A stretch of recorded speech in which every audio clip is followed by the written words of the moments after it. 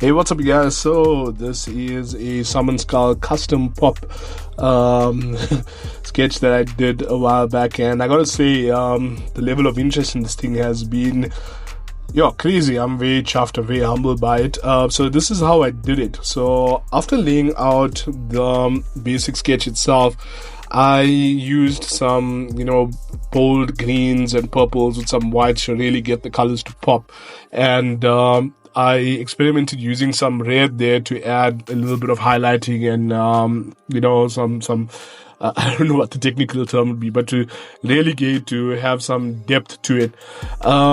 Played around a little bit more, and then I realized that the red was sort of getting eaten up by the purple, so it wasn't really having the effect that I wanted.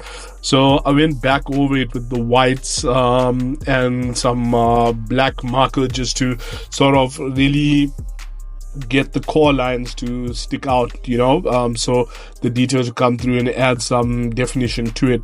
On the whole, I gotta say, a lot of experimentation in this piece here.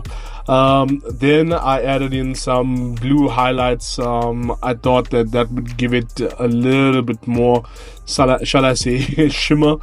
And I just realized I don't really know enough technical art terms here, so just a dude sketching another dude, trying to be a more sophisticated dude, I guess. But on the whole, lots of learning took place over here. There are some things I would probably do a little bit differently. I think that I would sort of not limit myself just to the box next time. But I thought that the use of different colors and these really, really bright pens really made it pop out.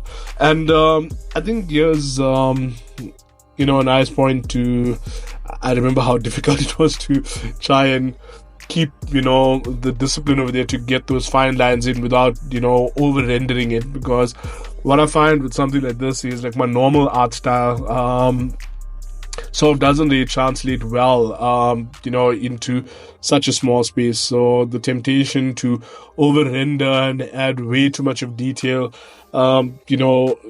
does tend to be something that one has to fight against. The problem being that when you do that, you sort of muck things up. You can't really see clearly, and it just looks messy.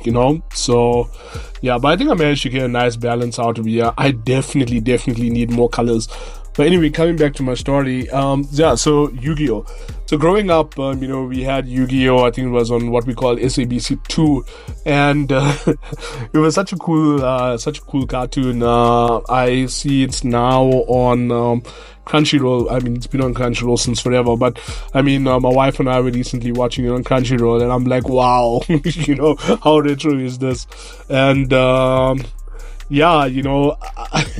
in life, I often think as life as a giant Yu-Gi-Oh game where, you place your card down, face down, and end your turn, and then next thing you know, life activates a trap card, But yeah, I really love this cartoon. Anyway, coming back to this particular pop, right? So at this point over here, what I was doing was some of the fine lines that I had put, for the eye effects and whatnot, I thought I'd just underpin them with some black marker. This Faber-Castell pit pen, it's a nice one, but you got to be really careful when you're using it, because if you press too hard, then the ink starts to, the paint starts to scrape off, and that's frustrating, really, really frustrating. So I don't know if there's a way to prime these things, before you actually start doing the artwork. I think that's something I must experiment with the next time. But yeah, like I said, I'm happy with how the Summon Skull turned out. I think that there was definitely a lot of learning that took place here. And this thing really, really pops. Like I said, lots of excitement and interest in it. And it really, really pushed my skills to the next level. So yeah, I'm very happy with how this one turned out. And if you're interested in getting something like this done, then, you can hit me up and I'll be happy to oblige. You'll be supporting a growing and emerging artist. And that's the final product. So yeah, super chilled. If you're new over here, give us a like and a subscribe, and more of this coming soon. Bye.